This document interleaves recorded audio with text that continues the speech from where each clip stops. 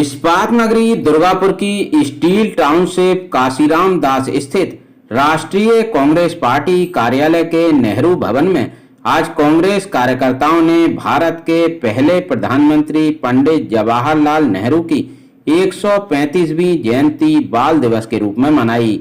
इस अवसर पर पश्चिम बर्धमान जिला कांग्रेस के पूर्व अध्यक्ष व प्रदेश कांग्रेस नेता तरुण राय उपस्थित थे। इसके अलावा इस अवसर पर इंटक नेता राणा सरकार, पूर्णेंदु पांडा, अमल हालदार, अनुपम साई, सुब्रतो घोष के अलावा कई अन्य कांग्रेस नेता एवं समर्थक मौजूद थे। कार्यक्रम का शुभारंभ पूर्व प्रधानमंत्री पंडित जवाहरलाल नेहरू के चित्र पर फूलमाला अर्पित कर किया गया। सभी ने एक स्वर में राष्ट्रगान भी गाया।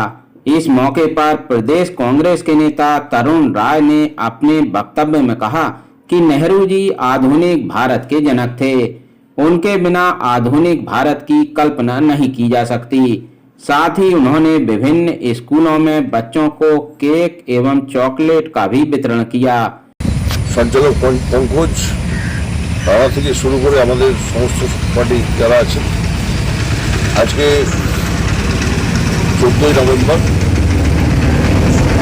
पंडित नेहरू ভারতবর্ষের প্রথম প্রধানমন্ত্রী, মেকিং ইন্ডিয়া।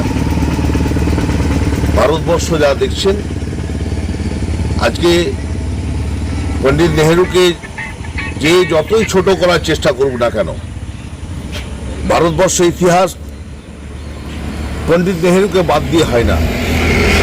আর আজকে মূলত पंडित नेहरू শিশুদের ভালোবাসতেন, তাই শিশু দিবস হিসেবে ভারতবর্ষে পালিত হচ্ছে।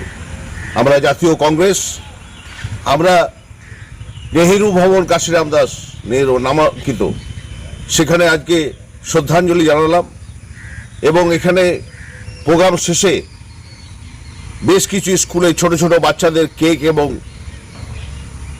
চকলেট বিতরণ অনুষ্ঠান আমাদের হবে। সেই স্কুলে গিয়ে এই কর্মসূচি আমরা রেখেছি।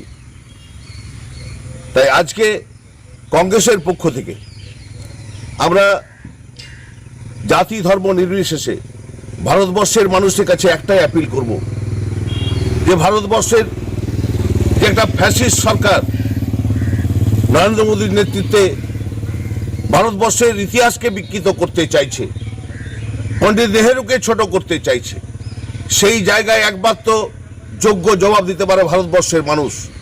তাই ভারতবর্ষের पंडित नेहरूর চিন্তাধারা নীতিকে বাঁচিয়ে রাখতে হবে, এটাই আজকে সংকল্প নেওয়ার দিন। জয় হিন্দ, বন্দে মাতরম। एआरआई न्यूज के लिए तारकेश्वर राय की रिपोर्ट।